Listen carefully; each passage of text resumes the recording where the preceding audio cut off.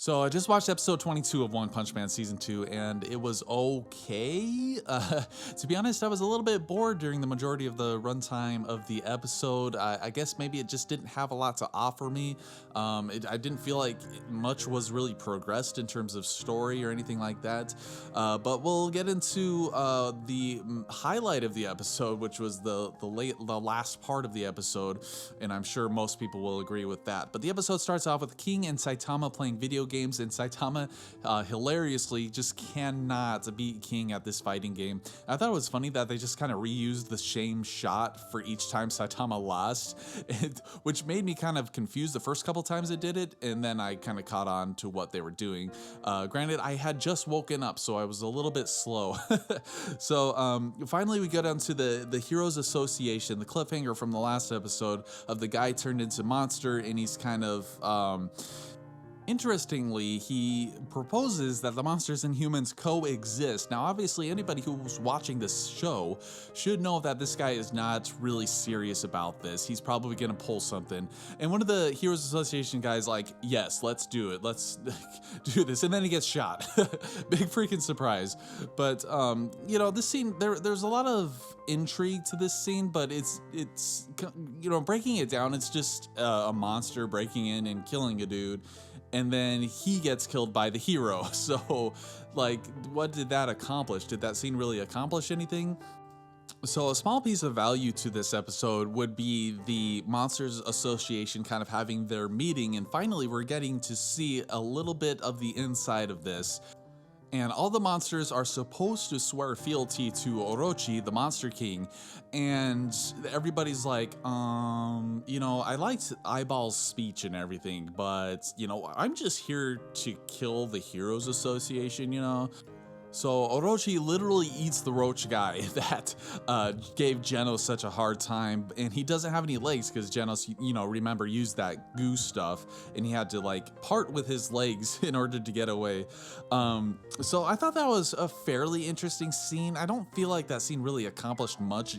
It kind of just gave us an inside look into the mentality of the Monsters Association, but I don't feel like it was worth dedicating that much time to it, though I did appreciate what it did accomplish.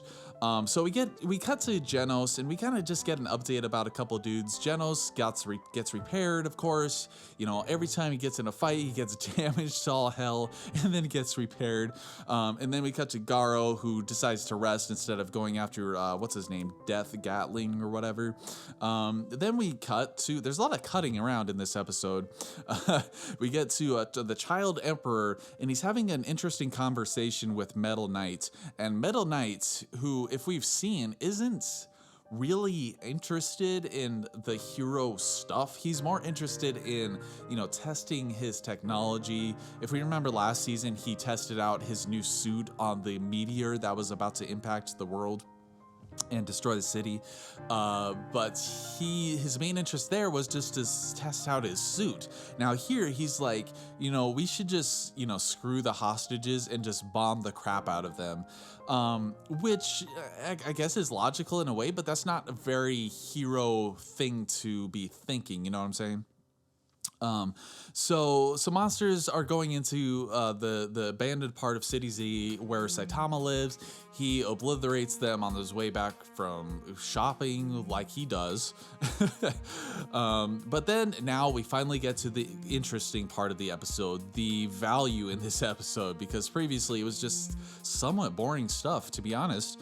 But now we have Garou, who has shacked up in these kids' quote-unquote secret hiding place. How kids do. They have their secret fort. This is their base of operations.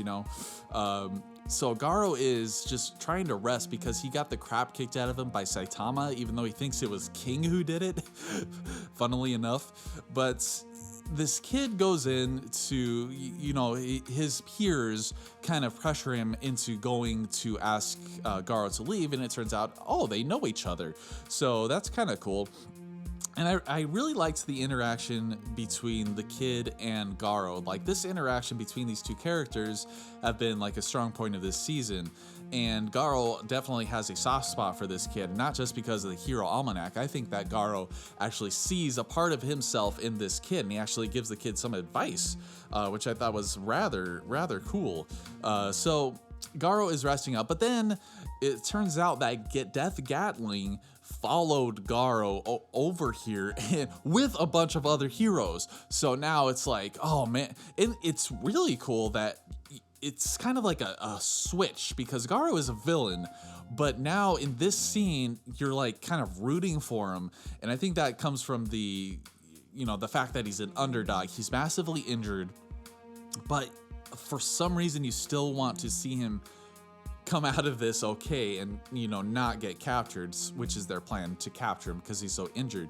So he starts fighting the heroes, and this sequence is freaking amazing. Like, despite how handicapped Garou is in the situation, you can tell that these heroes that he's facing are massively skilled, but Garou is pure skill, and he's doing everything in his power that he has right now to dodge their attacks, to dodge these arrows, to try to pick them off one at a time.